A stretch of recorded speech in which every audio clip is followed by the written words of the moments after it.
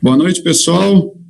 Aqui é o Antônio Gibertoni, sou gerente de engenharia clínica do Hospital Israelita Albert Einstein. Hoje nós vamos fazer nosso quarto encontro aqui no canal de Engenharia Clínica Brasil. Vamos estar falando sobre a infraestrutura de um hospital municipal, que é o Hospital Municipal Moisés Deutsch, o Boi-Mirim. Lá nós temos uma infraestrutura grande, né, que foi ampliado de 30 leitos de UTI para mais de 230 leitos de UTI, num curto espaço de tempo. E, além disso, também o número de leitos normais quase que duplicaram, né, em menos de 60 dias. E essa experiência, quem vai contar para nós é o Bruno Folich. O Bruno é coordenador de engenharia clínica e também coordenador de infraestrutura total, lá do Boi-Mirim. Ele está com a gente já há mais de 5 anos, tem uma longa experiência, 5 anos é somente no Moisés Deutsch, mas ele tem uma longa carreira na área de engenharia clínica, e eu tenho certeza que vai ser uma boa referência para que vocês possam aprender e, se possível, até utilizar aí no dia a dia em outras atividades de engenharia clínica e também de infraestrutura. Tá? Então, vou passar agora para o Bruno, para que ele se apresente e comece a sua palestra. Obrigado. Boa noite, pessoal. Eu sou Bruno Folich, sou coordenador de manutenção e engenharia clínica e infraestrutura do Hospital Albert Einstein. Eu atuo lá no Moisés Deutsch, né, conhecido como Boi-Mirim, há pouco mais de 5 anos. Nesse meio período para cá, nesse meio tempo de experiência, eu assumi essas duas áreas. Iniciei pela engenharia clínica lá, em 2015, e há 2 anos e meio atrás eu assumi as duas áreas. Foi exatamente quando eu retornei para o Einstein, para a minha segunda experiência no Einstein, já pegando toda essa área.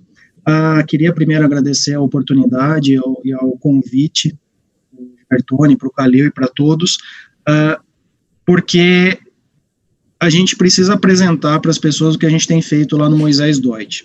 Eu vou apresentar o que é o hospital, apresentar o que a gente tem feito lá, o que a gente já fez, as barreiras que a gente já deslocou lá para atender nosso pessoal, e eu vou mostrar um pouco do que a gente fez lá nesse período para atender aquela população. Eu vou apresentar no modelo tradicional, uma apresentação de PowerPoint, eu vou falando em cima. Também queria adiantar um assunto: a gente está no meio da transformação, a gente não está no final da transformação que o hospital assumiu há 2, 3 meses atrás. Então, tem muita coisa acontecendo ainda, e eu espero que depois que a gente passar esse período complicado que o mundo está passando, a gente volte aqui para fazer o saldo, né, Gilberto? Para a gente ver o que a gente fez de certo, o que a gente fez de errado, para a gente ver se a gente consegue deixar algum legado de preparação para o futuro. Eu estou há quase 20 anos na área, e eu acho que a primeira vez que eu pensei em me preparar para uma pandemia foi quando a pandemia aconteceu. Eu acho que nessa época que a gente está vivendo, ninguém teve que atravessar por isso, então é uma coisa nova, apesar de não ser nada novo na história da humanidade. Eu vou compartilhar minha tela aqui com vocês, e vou fazer uma apresentação, e eu vou basear a minha apresentação as minhas informações nessa apresentação.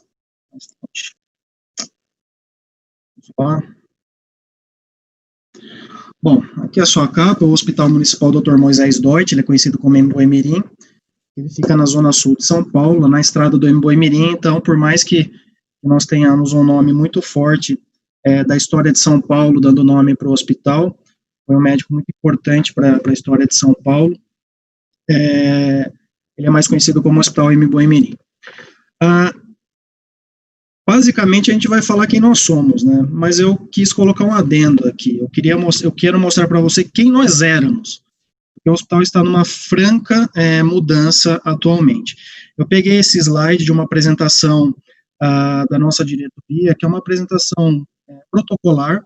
Ela traz todas as informações. Eu peguei só 2 slides para comentar com vocês, basicamente, algumas coisas importantes, mas eu vou focar no que a gente está se transformando, não no que a gente foi no passado.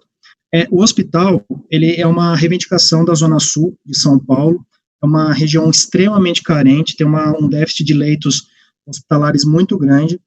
Depois de mais de 20 anos de uma luta da comunidade, finalmente em 2008, o hospital foi inaugurado. Ele é de um projeto que tem um irmão gêmeo lá na cidade de Tiradentes, mas é gerenciado por outro OSS, por outra instituição. Ele veio para fortalecer a rede básica de saúde e ele dá suporte para mais de 750 mil habitantes. Eu não trouxe a imagem aqui, mas se você olhar o MBOI dentro do seu contexto geográfico, ele é um ponto no meio de uma gigantesca comunidade. O MBOI Mirim é a única estrutura hospitalar que dá esse apoio para, se a gente somar algumas outras regiões que nós damos apoio ali, a gente chega perto de 1 milhão de pessoas atendidas. A gestão, o hospital, ele é municipal, a estrutura pertence à prefeitura, e ele é gerido pelo CEJAM, que é uma OSS, em parceria com o Einstein. Essa parceria, ela já perdura aí por mais de 12 anos, e a gente tem conseguido alguns marcos na história da saúde pública brasileira com esse modelo. Mais uma vez, quem éramos? Só vou falar um pouquinho da estrutura. Nós éramos um hospital de 240 leitos planejados, a gente já trabalhava com uma operação superior a isso, né? Isso é muito característico da nossa região, a gente virou referência muito rapidamente. Então, no terceiro andar, a gente tinha a maternidade, a pediatria, a clínica médica e cirúrgica, e alguns setores administrativos. Segundo andar, o nosso piso técnico, ele não tem muita importância em quem nós éramos, mas nessa época ele está muito importante para a gente, já vou explicar por quê. O primeiro andar é o nosso andar crítico, é o andar das UTIs, todos os tipos, UTI, a gente não tem coronariana, mas UTI adulto, pediátrica, neonatal, semi-intensivo infantil, enfim, centro de parto humanizado e o centro cirúrgico, fica tudo nessa área, e algumas áreas administrativas também. O térreo também tem áreas, misto, né, tem áreas administrativas e assistenciais, e o embasamento, né, lá é conhecido como embasamento, é o subsolo, ele só tem uma área assistencial que é a psiquiatria, demais todas são áreas de apoio, central de materiais, almoxarifado, e a própria engenharia clínica fica nesse ambiente. Aí a gente começa a falar da Covid. Como eu comentei com vocês, eu estou há 5 anos na instituição e a gente vinha num planejamento de expansão do nosso modelo para oferecer mais atendimento à rede pública. Então, a prefeitura nos remunera mensalmente para a gente atender algumas metas e a gente vem trabalhando para expandir esse atendimento, melhorar o atendimento e focar em qualidade. Lá nós somos zona nível 3 já há alguns anos, é um pilar que a gente não abre mão, então, e ele é fundamental, inclusive, para a gente dar continuidade no nosso alto desempenho. Mas, em 26 de fevereiro, confirmou lá no Einstein, nosso primeiro paciente brasileiro. Isso foi uma mudança de estratégia na instituição. A gente já tinha começado os trabalhos antes disso, só que foi importante esse marco, porque próximo dessa data, muito próximo dessa data, o MBOI Mirim tomou uma decisão de cancelar a auditoria de ONA, que iria acontecer no comecinho de abril, um mês e meio depois, e estava todo mundo naquela expectativa, mas será que é necessário mesmo? Será que vai ser preciso fazer isso? Eu mesmo fiquei um pouco cético no começo, mas enfim, passou.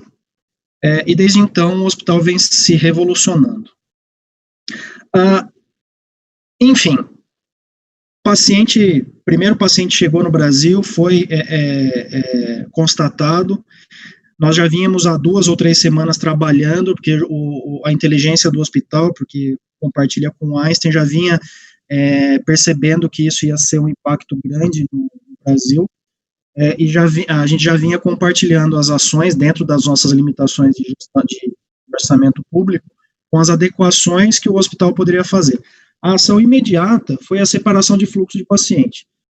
Então, nós entendíamos o seguinte, os pacientes que entram aqui, eles entram por diversas situações, tem muito trauma lá no MBOI Mirim, enfim, apesar de nós sermos um hospital, a gente faz muito atendimento básico, né, as fichas verdes e azuis também, então a gente precisava, inicialmente, não aumentar o problema, ou pelo menos não ser um causador de problema. Então, nós dividimos o hospital, literalmente. Alugamos aquelas grades de eventos e fizemos uma divisão física na estrutura do estacionamento.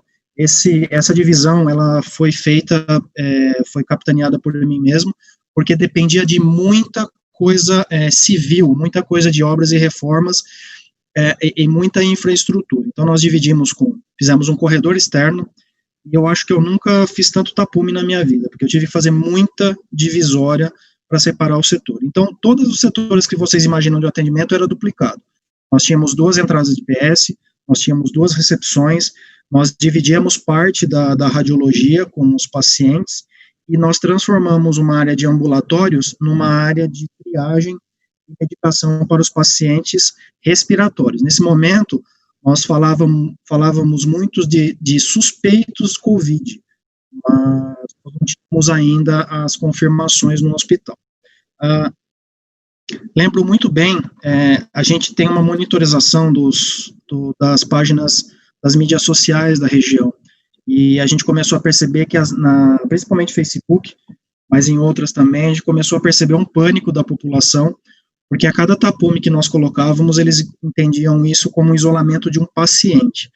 E, na verdade, a gente só estava dividindo o fluxo, então foi uma coisa a mais que a gente teve que lidar durante um tempo com a expectativa e com os medos da própria população. Só fazendo um parênteses aqui, a população ela confia muito no MBoi-Mirim. Então, qualquer coisa que se mexe lá é um ponto muito sensível da região. Qualquer alteração que se faça no MBoi-Mirim, a região toda fica sabendo muito rápido, e a gente tem uma comunidade muito atuante dentro do MBoi-Mirim, que divulga as informações, mas infelizmente às vezes as informações são divulgadas de forma incorreta. A gente dividiu, essa aqui não é a divisão oficial que nós fizemos lá, eu dividi ela de forma a demonstrar para vocês como que foi feito o dia a dia nosso lá de plano de ação. Então, tirando a fase inicial, que nós dividimos lá o fluxo, nós pegamos toda a UTI adulto e já colocamos dedicada à COVID-19. A UTI pediátrica, que é logo do lado, ela é um pouquinho menor, na verdade ela é metade do tamanho, ela também já foi incluída nisso. Então, o que a gente imaginou? Conforme a doença avança a resposta do MBoi-Mirim. Só que nós não poderíamos fazer a resposta em cima da hora, porque a gente depende de adequação física, investimento e algumas alterações críticas no nosso sistema do hospital. Então, nós determinamos quais seriam as etapas e já começamos a trabalhar em algumas delas. A próxima, logo em seguida, foi a adequação da RPA. Pegamos os nossos centros cirúrgicos, foi cancelada todas as eletivas, o hospital parou de fazer cirurgia eletiva e passou a fazer só emergência, como era, na verdade, o planejado no hospital na sua concepção. Avançamos para a RPA. Logo depois, avançamos para salas cirúrgicas. Tínhamos 10 salas cirúrgicas, avançamos da sala 1 até a sala 6, e cada sala cirúrgica, tipicamente para um paciente, nós transformamos para 4 pacientes.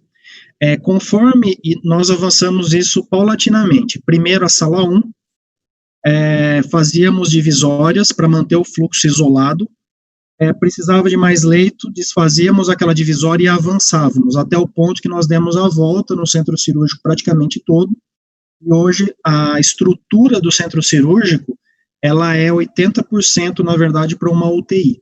Então, lá nós atendemos pacientes COVID, enfim, pediátricos também, e também adequamos essa estrutura. Depois eu vou falar um pouquinho para vocês das estruturas que nós tivemos que alterar lá. A ocupação dos leitos da emergência e observação adulto, a gente percebeu, eu não sei se todo mundo que está assistindo aqui, quem atua na área, percebeu isso. Nos momentos anteriores à explosão dos casos, principalmente lá na periferia, onde a gente atua, a gente percebeu uma calmaria muito grande no hospital.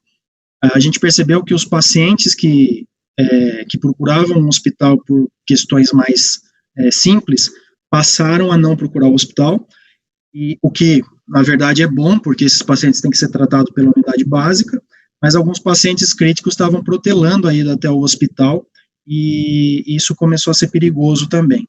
Então a gente percebeu uma calmaria, e foi justamente quando começou a explodir nas redes sociais, que os hospitais estavam vazios e tal. Na verdade, nós, o MBOI, né, eu posso falar por nós, que eu não participei das outras atividades dos outros hospitais, mas nós estávamos vazios de pacientes convencionais, e desde então a gente vem aumentando a nossa ocupação para pacientes COVID. Fomos para observação pediátrica também, aí a gente já está pulando dos 30 leitos de UTI, que a gente comentou lá no começo, para 234 leitos de UTI, ou seria até um absurdo falar leitos de UTI, porque a gente ocupou áreas que claramente não comportam UTIs na sua classificação clássica, mas com estrutura que nós pudéssemos, numa situação de emergência, dar um atendimento adequado para os pacientes. O próximo setor foi psiquiatria. Temos um setor de saúde mental, e percebemos que não faria sentido a gente manter os pacientes lá expostos à COVID e deixar o ambiente também ocioso. Mandamos os pacientes para os CAPs da região, e é uma área grande, até mesmo porque nós precisamos de bastante espaço para os pacientes psiquiátricos circularem, e fizemos essa ocupação. Por fim, eu tentei destacar aqui, mas acho que não ficou bom na apresentação, nós estamos na antepenúltima fase, que é a criação de 80 leitos de semi-intensiva na clínica médica. Ocupamos UTIs, ocupamos RPA, ocupamos centro cirúrgico, ocupamos emergência, ocupamos a retaguarda da emergência, observação adulto, observação infantil, psiquiatria. Agora só faltava um setor de assistência mesmo para ocupar, que era o setor de internação, que fica no 3º andar. Esse, por si só, foi um desafio imenso, porque são quartos compartilhados de 4 pacientes, com uma estrutura de enfermaria. Nós não podíamos colocar um paciente lá entubado ou que precisa de um acompanhamento próximo sem um mínimo de estrutura.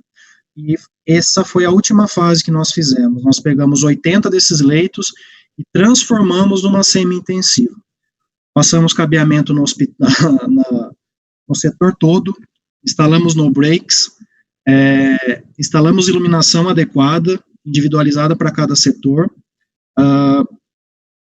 instalamos pressão negativa nesses quartos, um equipamento que eu vou mostrar para vocês, desenvolvido em parceria do Einstein com uma empresa chamada Inebras.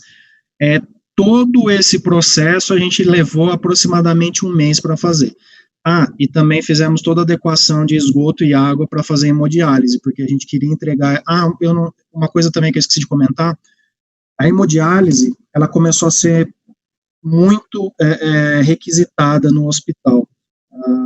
Os setores começaram a nos demonstrar que todos os pacientes estavam evoluindo para necessidade de hemodiálise, e a gente tinha que acompanhar isso. Da infraestrutura, são máquinas simples, né, nada de muito...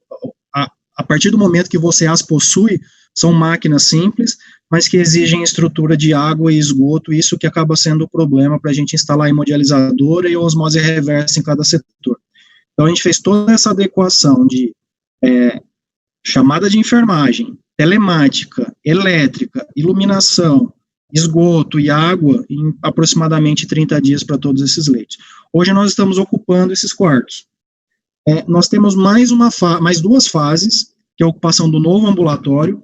Quando começou a Covid, nós estávamos terminando uma reforma numa área nossa, que a gente transformou uma área de treinamento em novos ambulatórios, que ainda não foi usada, é uma área novinha, não foi usada nem como ambulatório mesmo, porque pegou a gente bem nessa fase, mas talvez venha a ser utilizada como retaguarda para pacientes COVID.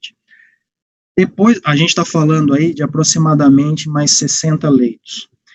E depois, para uma última fase, mais 30 leitos, depois a ocupação da sala de treinamento ou hall do auditório. Aí sim que a gente vai pular para mais uns 60, 70 leitos.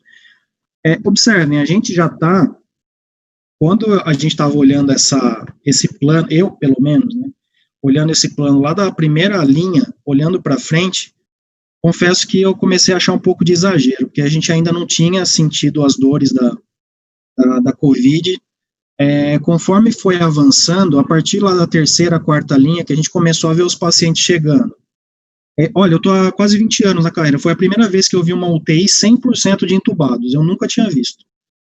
Você olhar aí uma fila de 20 pacientes, um do lado do outro, entubado, foi uma coisa bastante chocante, eu acho que foi ali que virou a chave, não para o MBoi, estou falando para mim mesmo, que eu comecei a perceber que estava bastante complicado. Conforme a gente falou, a gente pulou aí de 30 leitos para 234, e a parte de internação, que a gente tinha uns 325 leitos mais ou menos ativados, a gente pulou para mais de 640, e ainda existe a chance da gente chegar perto lá dos 700 leitos. A partir dessa última fase, a gente não tem mais espaço físico para colocar os pacientes. Então, a gente está aí, eu pessoalmente olho com preocupação para ver como é que isso vai se desenvolver na periferia, porque isso talvez vai exigir da gente algumas alterações, talvez até mais drásticas. Nesse meio de tempo, eu vou falar mais adiante também, aconteceu a construção do hospital anexo, com mais 100 leitos, e mesmo assim a gente está sempre chegando mais paciente para a gente. Isso aqui eu trouxe para vocês, essa aqui foi uma das primeiras ações que nós fizemos, logo que começou a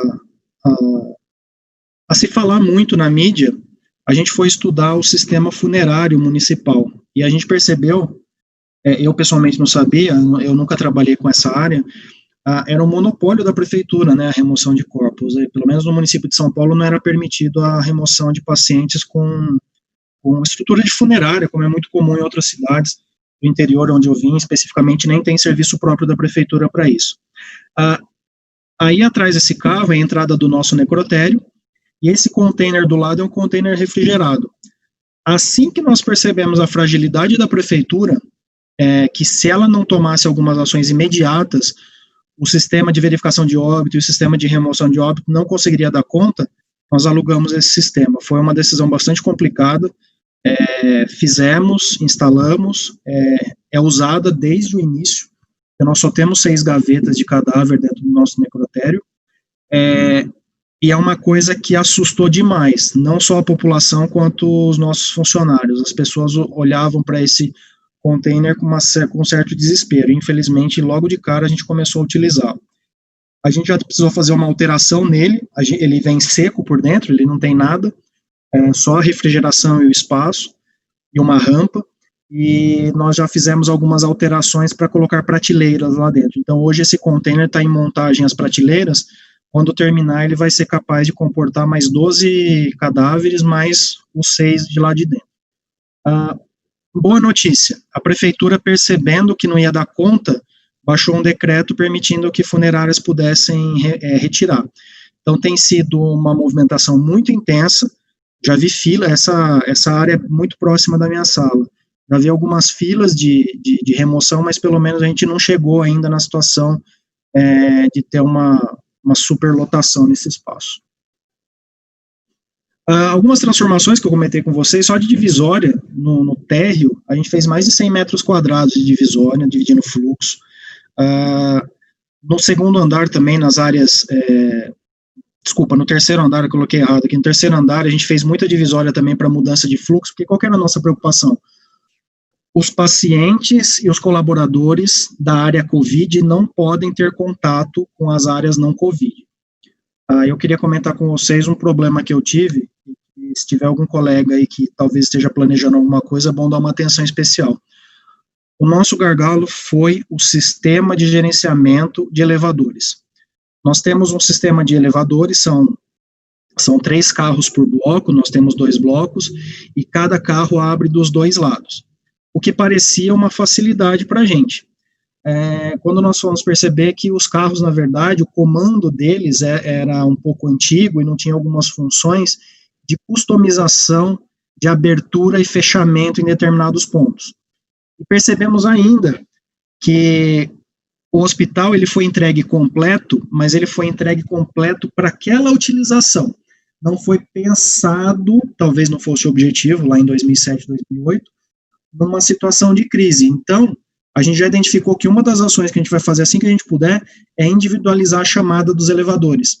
porque em alguns locais a gente precisava fechar o elevador para não ter contato. Uma pessoa chegava para chamar o elevador, a gente dividia o hall no meio, então ela só via o elevador 1. Ela apertava o botão, o elevador 2, que estava do outro lado do tapume, abria, e não entrava ninguém, fechava e ela ficava apertando e não conseguia que aquele carro que a atende abrisse. Então foi uma coisa que, um aprendizado, a gente teve que superar isso através de uso de rádio HT, com a segurança, que foi super parceira da gente, sempre, né? Então muitas vezes a gente pedia para a central mandar o carro certo, no ponto certo para pegar o paciente ou então o visitante ou o colaborador certo. Gerou certo desgaste, então a gente precisa rever isso, é uma coisa que a gente vai fazer para customizar o hospital no futuro. Aqui é um quarto do 3º andar. Esse quarto foi feito muito rápido, a gente está falando aí que em 30 dias a gente terminou 80 leitos desse aqui.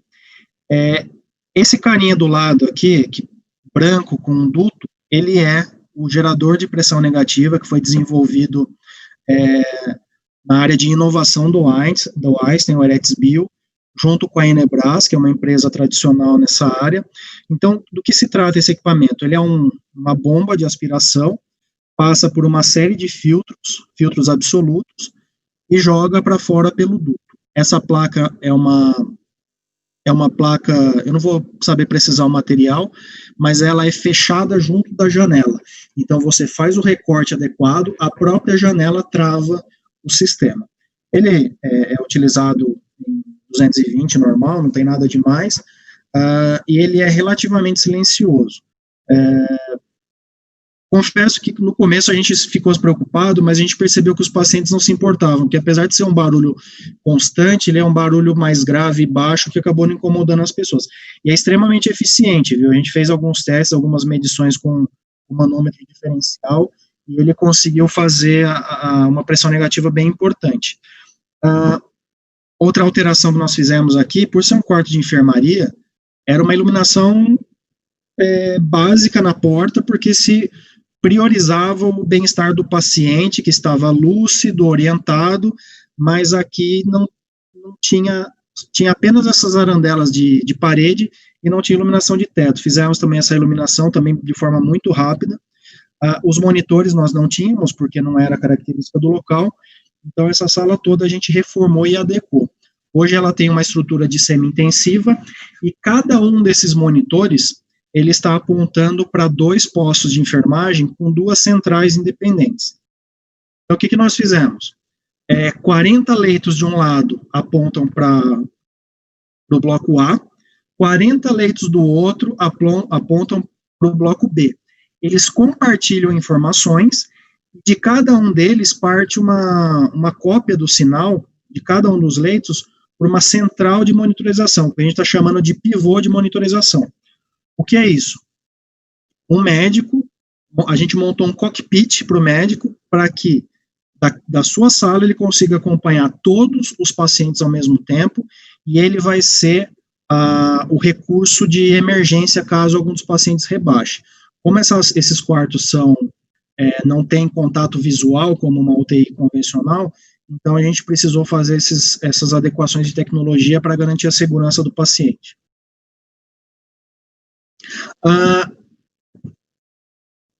De 2 meses, 3 meses para cá, a gente ativou mais de 1.200 equipamentos. Aqui esse número tá um pouquinho defasado. 1.200 equipamentos para um hospital que antes da pandemia tinha 1.400 e alguma coisa. Então a gente praticamente duplicou a quantidade de equipamentos.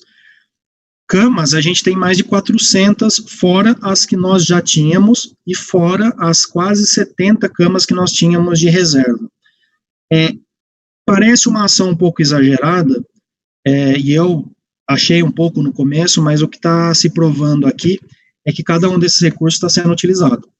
Então, assim, hoje nós temos uma quantidade de cama já disponível para entrar em uso imediatamente, estamos girando a manutenção delas, mas a verdade é que elas apontam para o fato de a gente utilizá-las num futuro muito breve.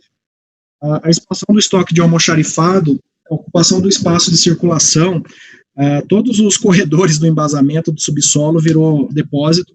O piso técnico é uma área gigante que nós temos. Lá, na verdade, ele é um piso que pega o hospital inteiro, só que ele tem a laje rebaixada para evitar a ocupação, obviamente, onde ficam os equipamentos o rack de TI, ar-condicionado, que dá suporte para as UTIs e para o centro cirúrgico, e outros recursos de infraestrutura. Por conta disso, ele tem muito espaço vazio, que a gente usava para algumas situações de estoque de equipamentos, mas de um tempo para cá eles acabaram virando estoque de material mesmo do almoxarifado, porque não cabia mais na nossa doca. Colocamos mais 3 containers de 12 metros, porque nós aumentamos muito a quantidade de estoque para a gente conseguir passar essa pandemia de forma mais confortável. Antes da pandemia, a gente tinha um recorde de 1.700 colaboradores. Quando eu entrei no hospital, se eu não me engano, há 5 anos atrás, tinha 1.500, vem aumentando, né, porque a gente vem entregando mais para a população, e a gente pulou para mais de 2.400, muito rapidamente. A própria equipe de manutenção e engenharia clínica tiveram um aporte.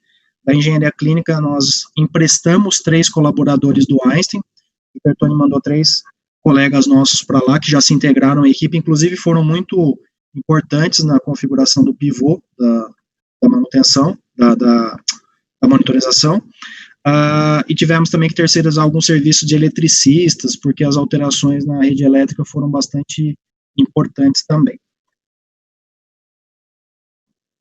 E aqui a gente chega na joia da coroa. Esse é o prédio que a gente tanto tem orgulho de falar para todo mundo. Esse prédio ele foi construído em 33 dias. Um belo dia de março, se eu não me engano, o finalzinho de fevereiro, meu gerente me liga num sábado e fala, você pode dar um pulo lá no hospital, que a gente está pensando em fazer um hospital de campanha. Já estava sendo falado do ANB, do Pacaembu, eu falei, beleza, é uma tenda e a gente vai fazer, como se fazem aquelas tendas, né, de hidratação para dengue, imaginei alguma coisa assim. Chegamos lá, estava um pessoal da Ambev e de uma construtora que eu, na época, nunca tinha ouvido falar, chamada Brasil ao Cubo, e eles queriam oferecer essa solução para a gente. 2, 3 dias depois que a gente entendeu que, na verdade, eles queriam oferecer uma solução de construção modular permanente. Então, eles imaginaram, fizeram um consórcio entre a Ambev, Gerdau e a Brasil ao Cubo, a Gerdau entrando com aço, todo o aço desse prédio, e é bastante, foi doado pela Gerdau. A Ambev entrou com um investimento, a Brasil ao Cubo com outro investimento, e construíram para a gente 100 leitos para serem incorporados ao hospital. Do momento da concepção até a construção desse prédio, 33 dias foi a construção, mas a gente coloca mais uns 2, 3 dias do início de obra, então a gente teve que assumir todas as soluções técnicas para esse prédio durante essa execução.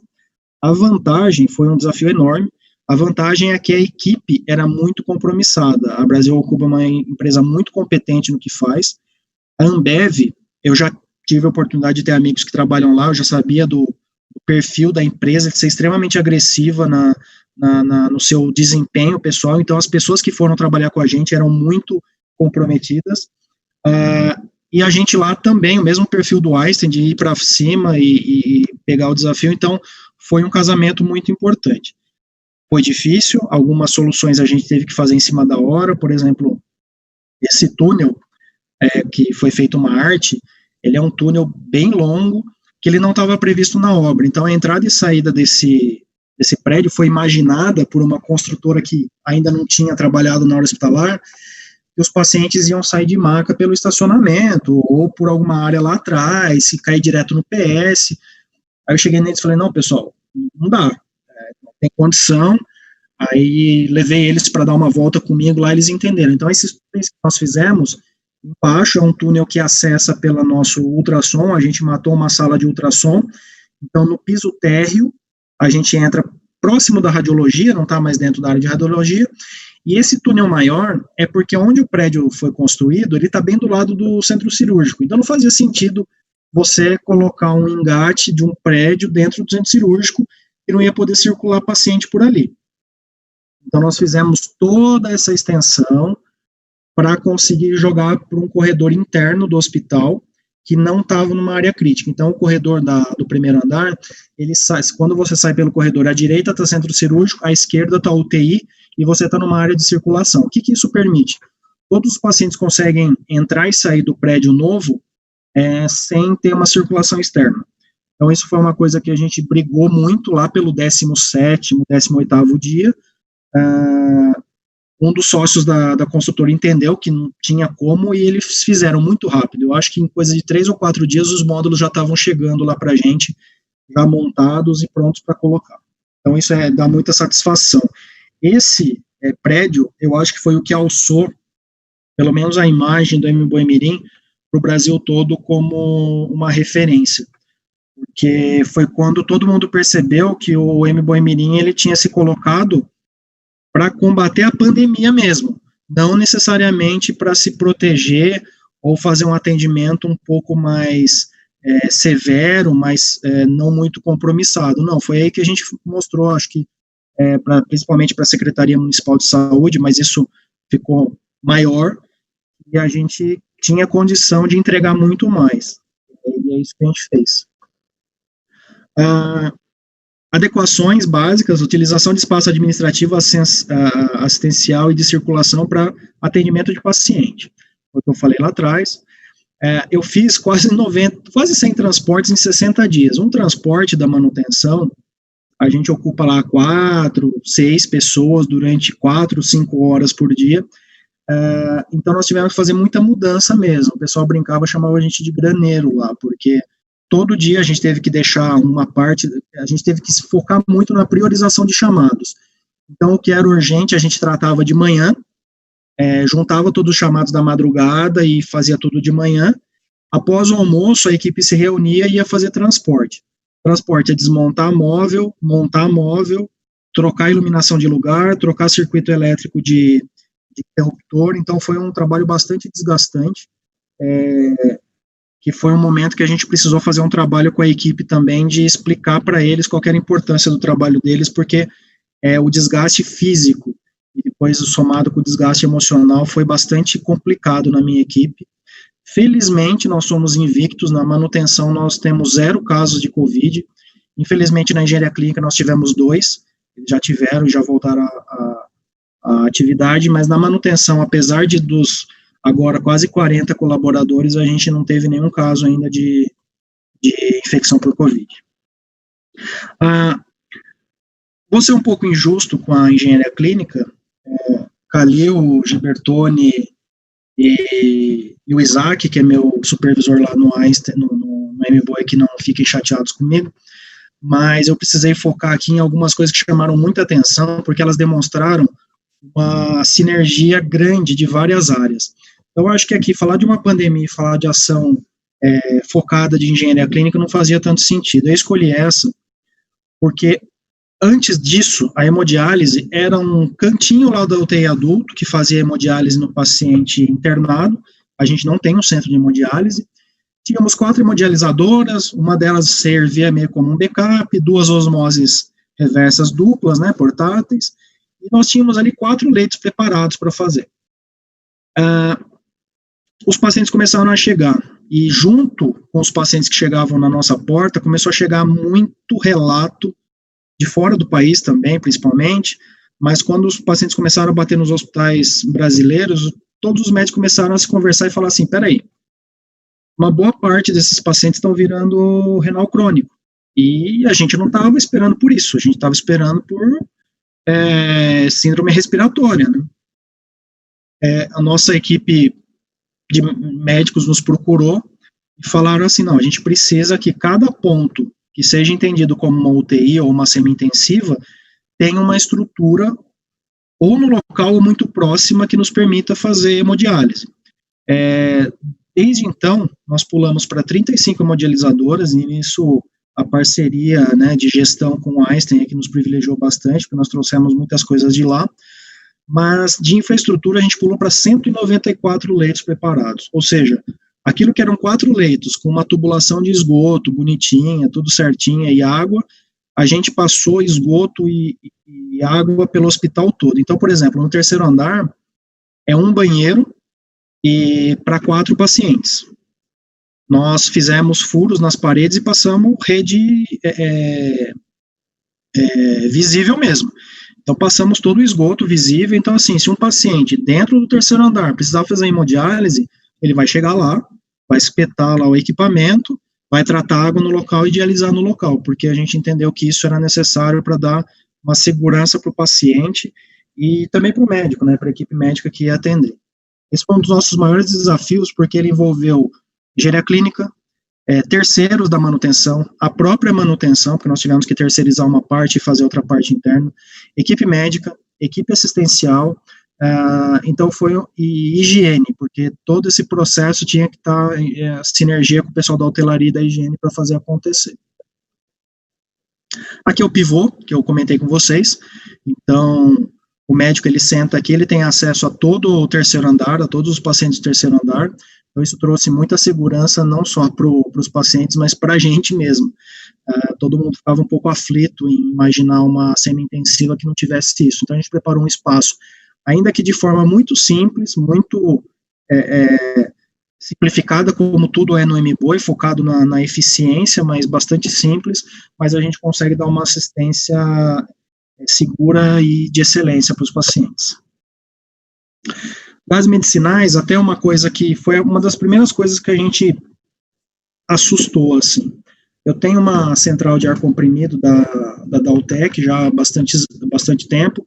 O hospital foi crescendo, e eu vou fazer aí só para vocês se localizarem, o hospital, quando ele foi entregue para a população, para essa região, ele foi entregue necessário e suficiente para aquilo que ele foi desenhado. O que parece bom, mas na prática ele não tinha margem para nada. Então o hospital foi crescendo de atendimento e os equipamentos começaram a ficar obsoletos, ou pelo menos não dar conta da demanda. Então a gente entrou na discussão, a gente falou o seguinte, a gente vai fazer o quê? A gente vai conectar o prédio principal, fazer um laço para o prédio novo.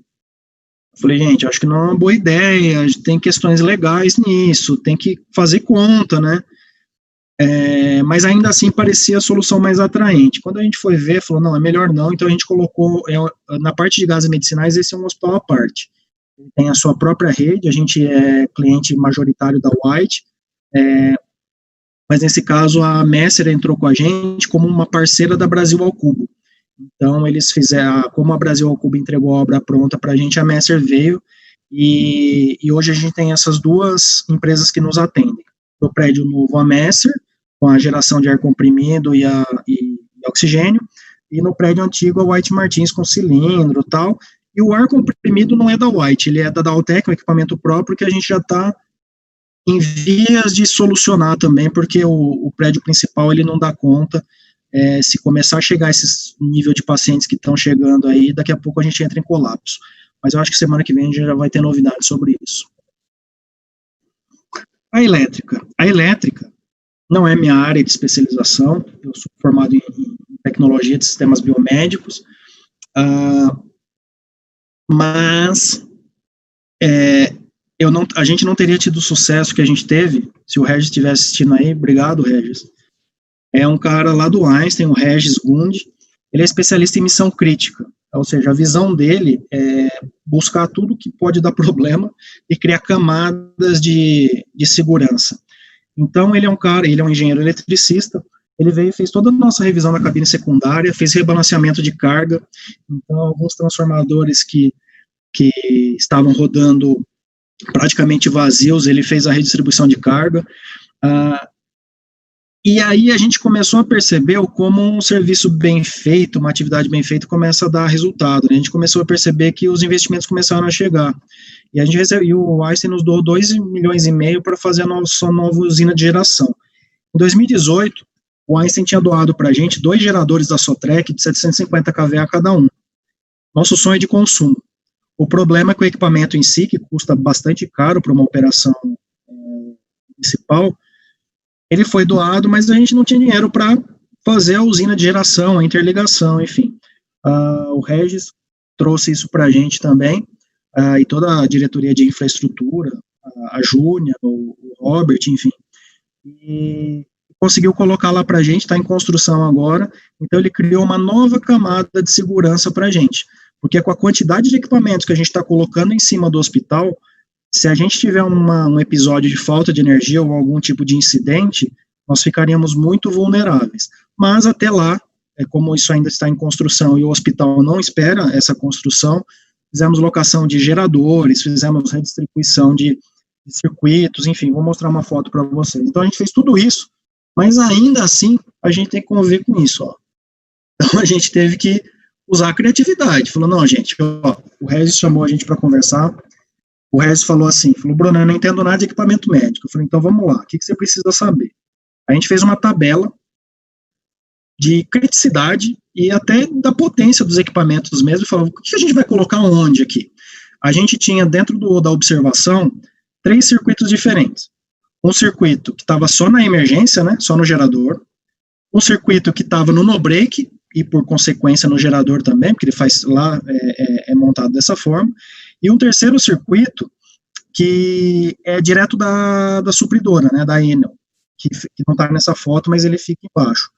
E ainda, mesmo sendo o que tem menos proteção, era o que a gente tinha um pouco mais de folga, então a gente fez algumas escolhas, a gente falou, bom, alguns equipamentos críticos a gente coloca aqui, que tem no break e o gerador, alguns outros equipamentos de apoio, computador, a gente coloca lá onde só tem o gerador, não tem um no-break para uma falha, e as hemodializadoras a gente coloca direto na tomada lá embaixo, porque apesar de ser um equipamento médico, numa situação de pane elétrica, você simplesmente retorna o sangue para o paciente e estabiliza, e ela não poderia ser colocada nessas réguas, porque foi o que eu falei algum momento atrás, o hospital ele foi entregue tão na margem, que qualquer coisinha que a gente coloca, a gente estava colocando em risco a estrutura elétrica do hospital.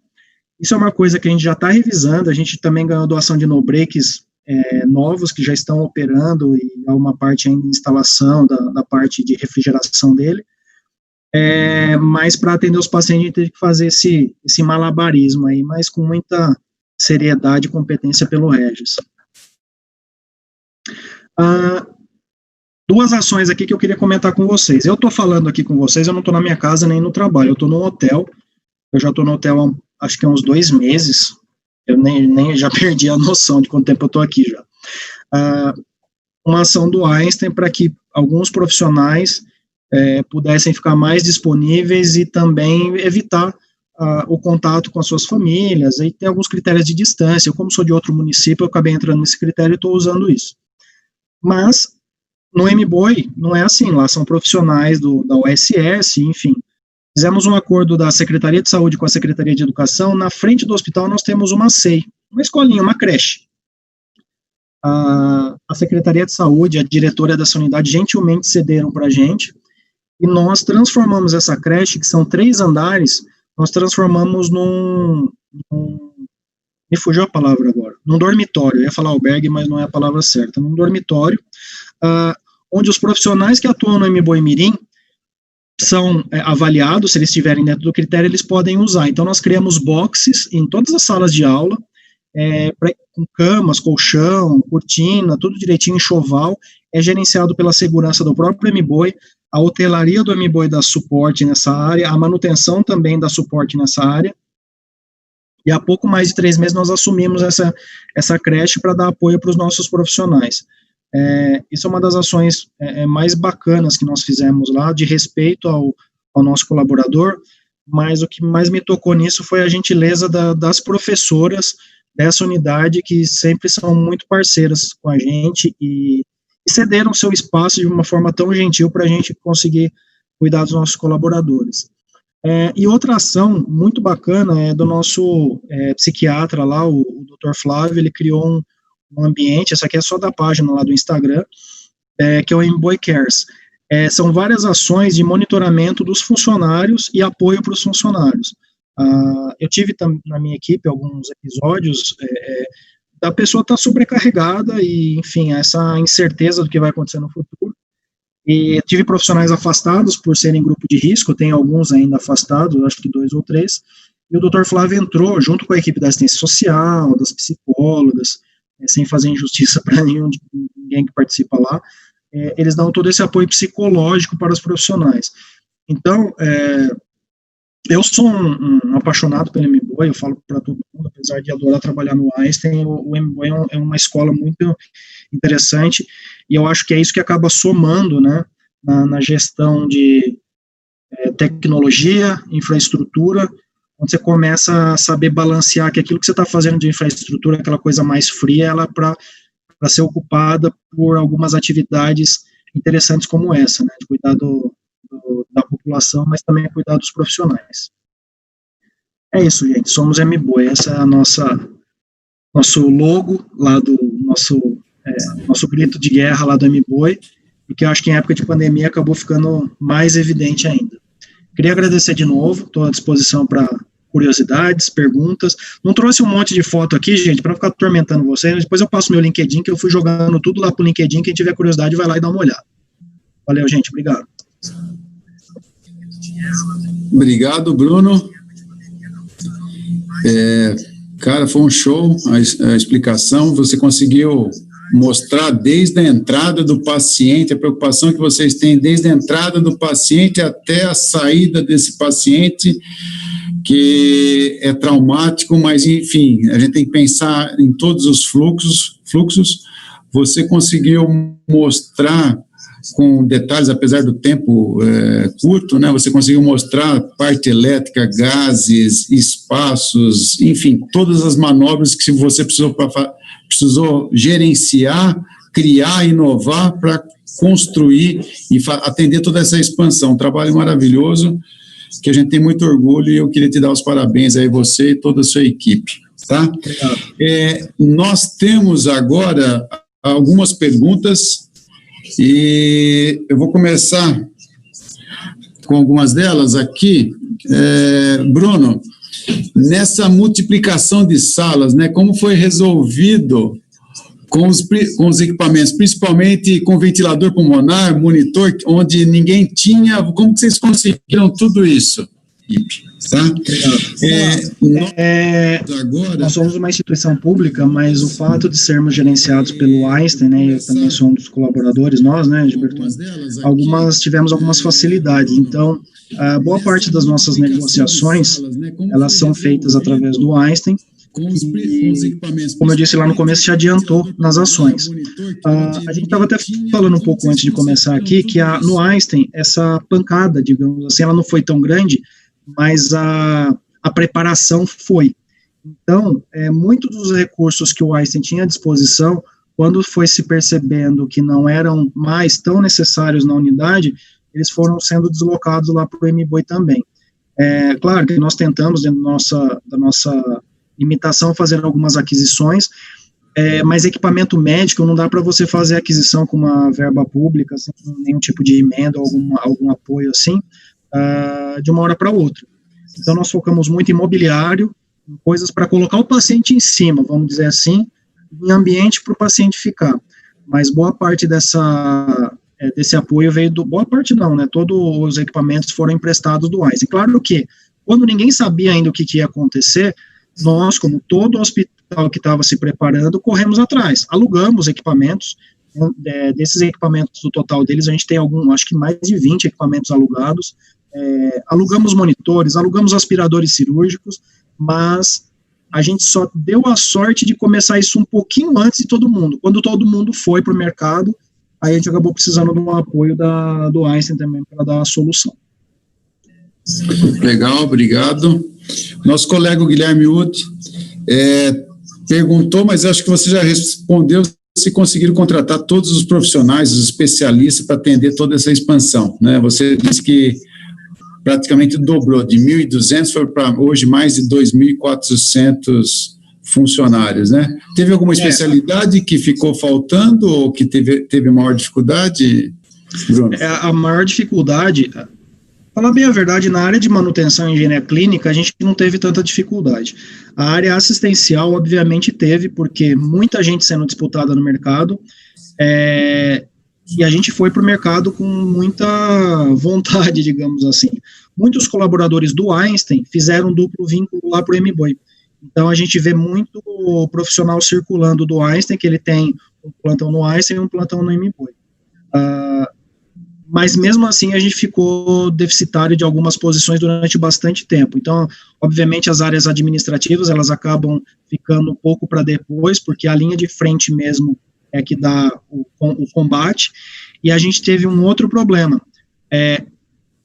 Conforme os nossos funcionários se tornavam pacientes, o nosso buraco por mão de obra continuava aumentando, então a gente tinha que entrar lá no período de esperar mais 14, 20, às vezes 30 dias para esse profissional voltar.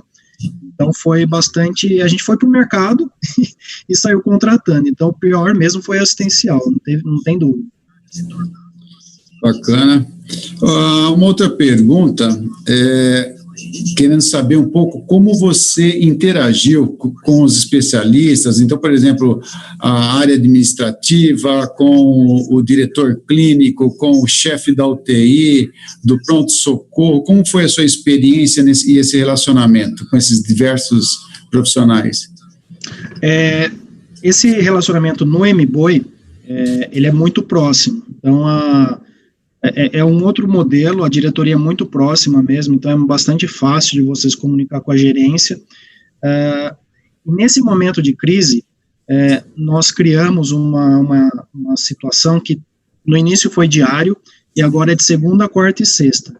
Toda segunda, quarta e sexta, às 16 horas, nós temos uma reunião chamada mesa de crise, em que todos os coordenadores, supervisores, gerência, diretoria e pessoas envolvidas em alguns processos específicos são convocadas, uma reunião presencial numa sala grande, mas também via Zoom, para que todos os pontos críticos da operação para essa crise sejam tratadas nesse momento. Então, é um momento que a gente junta todo mundo, assistência social, médico, enfermeiro, engenharia clínica, e ali a gente coloca os problemas, debate os problemas, a diretora, obviamente, tem a função de mediar isso, e já sai com a solução ou com um plano de ação. Então, eu não imagino o que a gente fez sem essa integração, eu acho que seria impossível. Se nós tivéssemos trabalhado naquele sistema mais protocolar, uma coisa mais distante, mais para deixar evidências, muitas reuniões e coisas distantes, a gente não teria conseguido esse sucesso, não. Foi a presença e a participação de todo mundo mesmo. Muito bacana, cara, muito bacana. O Igor Taurissano, você já respondeu, mas ele pergunta se você precisou aumentar a equipe de engenharia clínica. Você aumentou quantas pessoas? 3? Foram 3 pessoas. Eu tinha 6 colaboradores, 7, né, na verdade, e vieram 3 deslocados do Einstein para a gente, que se integraram rapidamente à nossa equipe também. Na manutenção, nós aumentamos a equipe em orgânicos, mais 3 profissionais, e terceirizamos mais 6 profissionais por uma empresa chamada Vivante, né, que agora é a antiga Dalkia, que eles deram, como a parte elétrica ficou muito sensível, digamos assim, para a gente preferiu reforçar muito a equipe elétrica, então eles mandaram 4 eletricistas para a gente para ficar rodando 24 horas em paralelo com a nossa própria equipe, e mais alguns profissionais para ajudar na gestão. Então nós demos esse passo também. Eu acho que eu optei por ser um pouco mais comedido no pedido de profissionais, porque eu tinha muita preocupação em ter uma equipe muito grande, com poucas pessoas para ditarem o ritmo dos trabalhos. Como eu tenho só um supervisor, um líder, eu fiquei preocupado que a gente ficasse sobrecarregado e a equipe operacional ociosa. Então eu fui um pouquinho mais com cuidado e funcionou bem, porque a gente tem conseguido tirar uma ótima produtividade desse pessoal e estando presente lá, sem deixar aquela equipe muito ociosa. Legal. O princípio da engenharia clínica, né? Fazer gestão dos seus recursos, né? Tem uma pergunta aqui que eu quero adicionar mais um pouco, que é o seguinte: eles querem saber qual o seu sentimento ao ver os óbitos, né? Então, o que eu gostaria de adicionar é que, assim, é óbvio que falar em óbito é sempre ruim e não é nada agradável, mas comenta um pouco os casos de sucesso que eu tenho acompanhado hoje, já são mais de 900 altas. E, assim, tem casos maravilhosos em que pessoas ficam internadas muito tempo, quase sem vida, já entregam até o número da senha do cartão para os familiares e depois ele sai feliz da vida. Então, conta um pouquinho a experiência, tanto do lado ruim, mas principalmente do lado positivo, né, Bruno? Vou começar pelo lado dark do negócio, que começou por essa alocação desse container.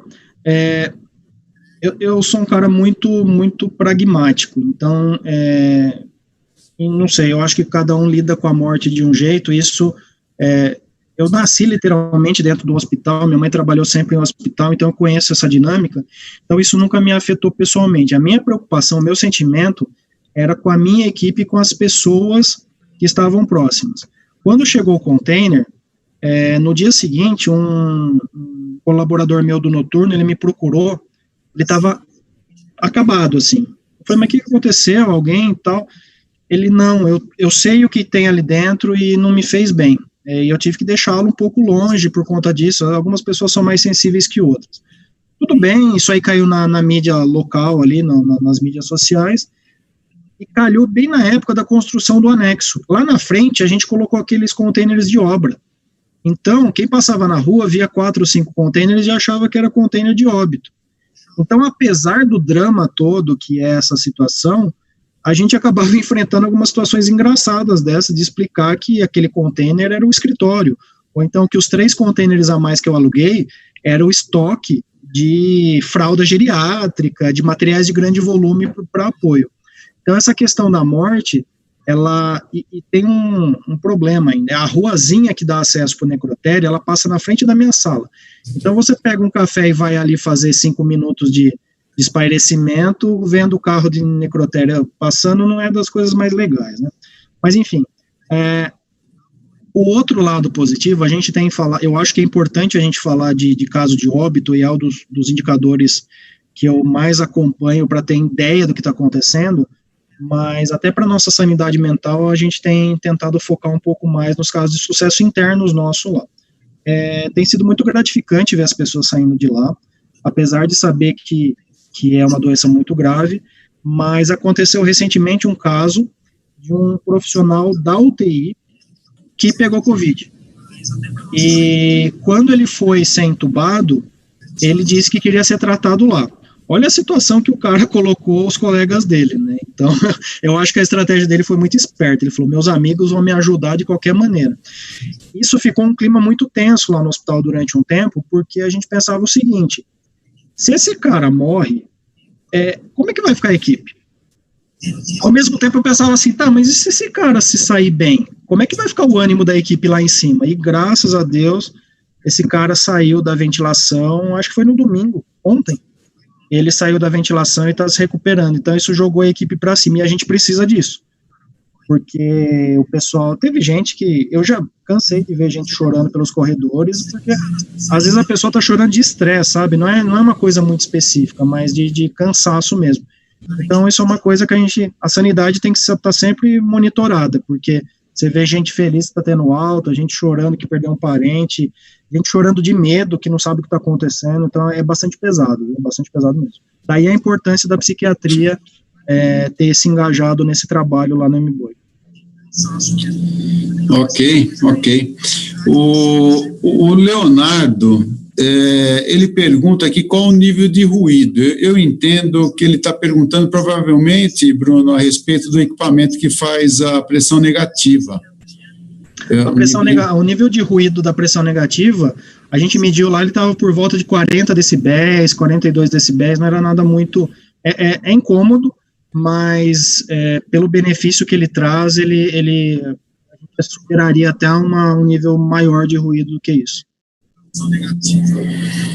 Tá, ok, uma outra pergunta, essa estou em dúvida, poderia compartilhar o contato da empresa que projetou junto com o Einstein? Eu acho que ele está falando da Inebras, da pressão negativa. Né? Deve ser, então você já comentou. E se essa caixa de exaustão usa motor para atenuar o ruído? O pessoal está preocupado com o ruído, hein?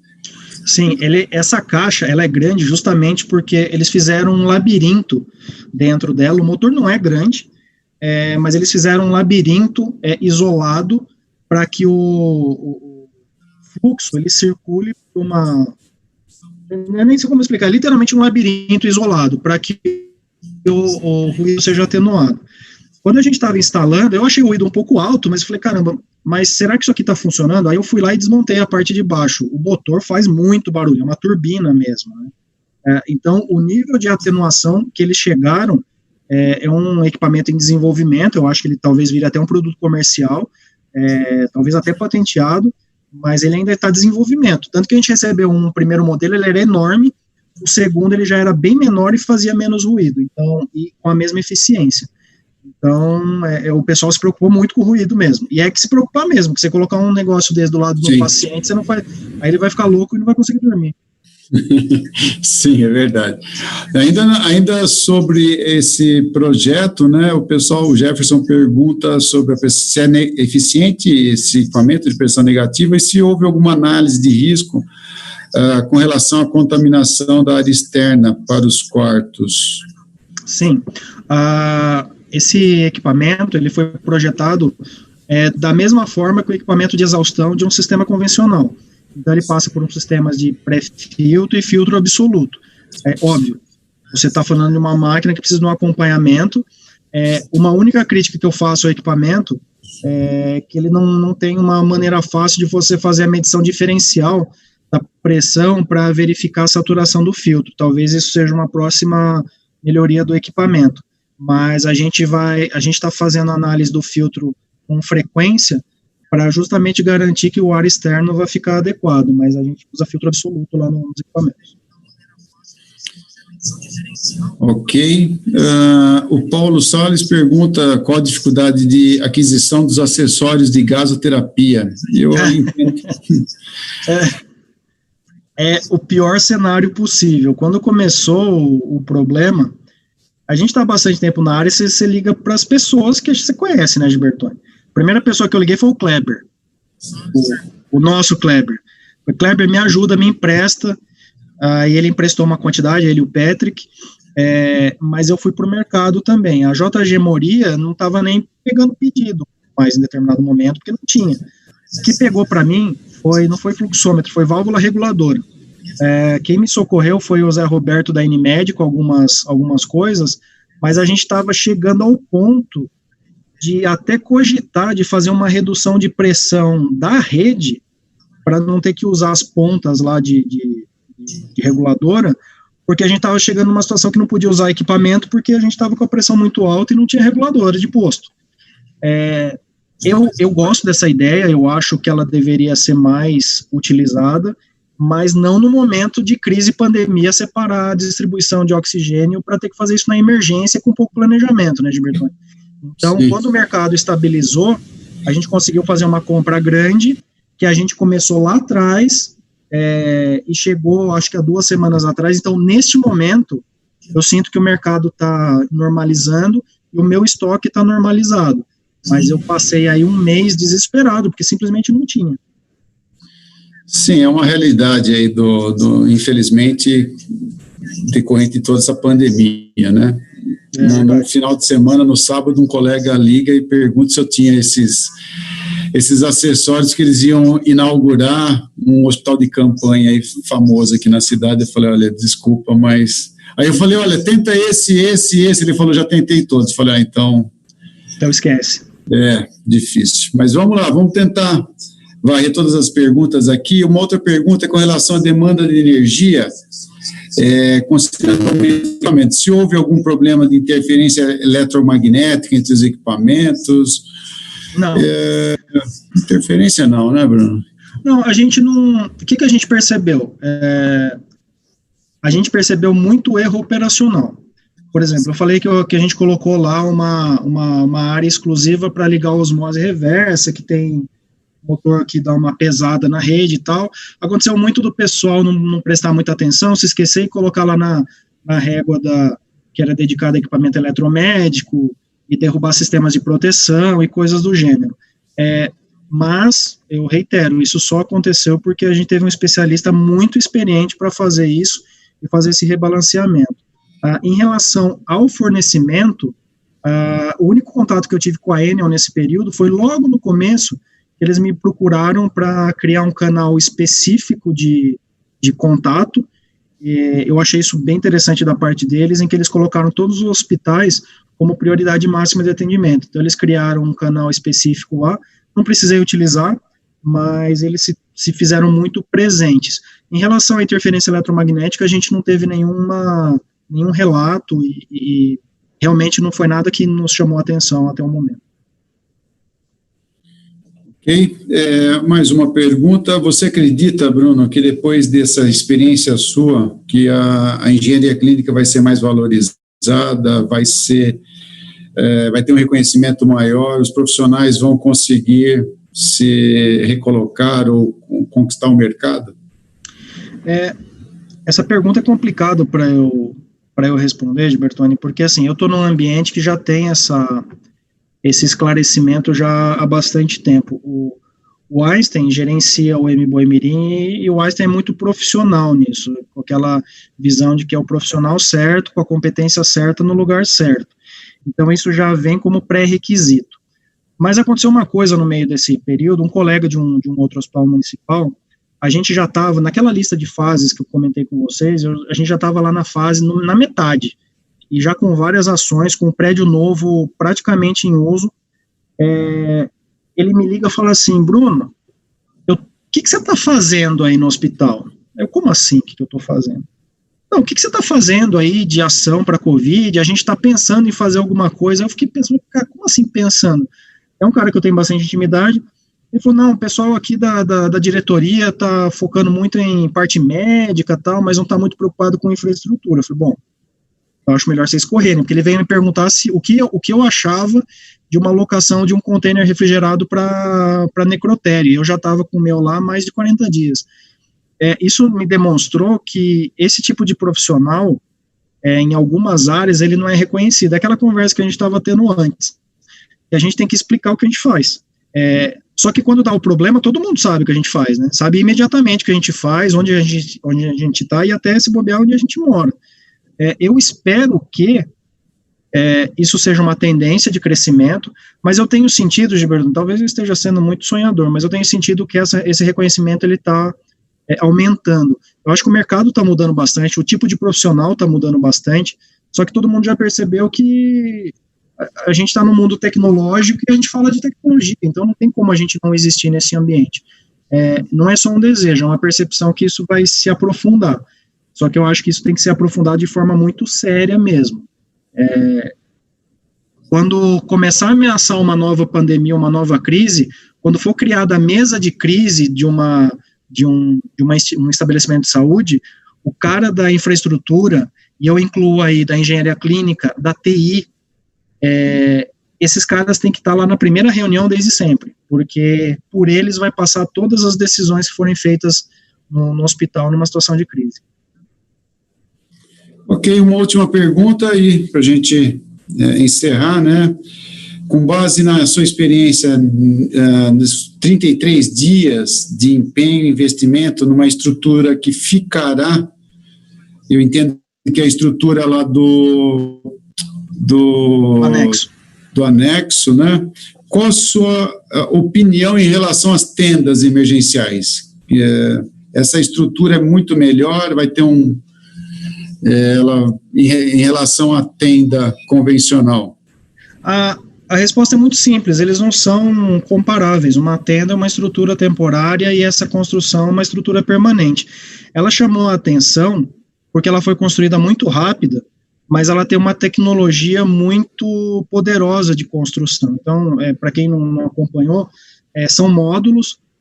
Se alguém da Brasil ao Cubo tiver me assistindo aí, eu não vou chamar de container, porque eles ficam muito bravos que chamar aquilo lá de container, que são módulos habitacionais, totalmente retangulares, em que eles montam isso lá em Tubarão, Santa Catarina, e vem com o módulo pronto. Quando chega aqui, eles só espetam um no outro e fazem as adequações. É claro, adequações dentro de uma obra civil, tem bastante coisa para ser feita, só que são estruturas metálicas, super rígidas, montadas num radier muito fundo e pesado para aguentar mesmo, com fechamentos com placas modulares que aguentam ruído, que seguram ruído, são bastante resistentes. Mas elas são rápidas de montar, então todo mundo compara com uma tenda, mas são outras coisas. Eu estou aprendendo também, a gente está fazendo algumas primeiras manutenções nessa estrutura, não é a mesma coisa que furar uma parede de alvenaria ou drywall, tem outros cuidados, e conforme eu for aprendendo eu posso compartilhar numa oportunidade futura, mas eu estou convencido que para tomar decisão entre um e outro, você tem que saber se você quer que o negócio seja permanente. Se quiser que seja permanente, é uma ótima alternativa, porque fica pronto muito rápido. Muito bom. Pessoal, a gente está terminando, as perguntas acabaram. Gostaria de novo agradecer o Bruno, caso de sucesso, e que a gente tem muito orgulho. Parabéns novamente. Isso demonstra uma gestão forte, madura, e com reflexos positivos para a sociedade, que é a missão da engenharia clínica, e a missão do Einstein é de levar todo esse recurso, toda a medicina para toda a população. Tá? Muito obrigado novamente, pessoal. Se vocês gostaram, como diz aí na gíria, dê um like no nosso canal, para que motive a gente a continuar desenvolvendo novos temas. E se quiserem sugerir novos temas, por favor, fiquem à vontade, mandem seus comentários. Obrigado, um abraço e boa noite a todos.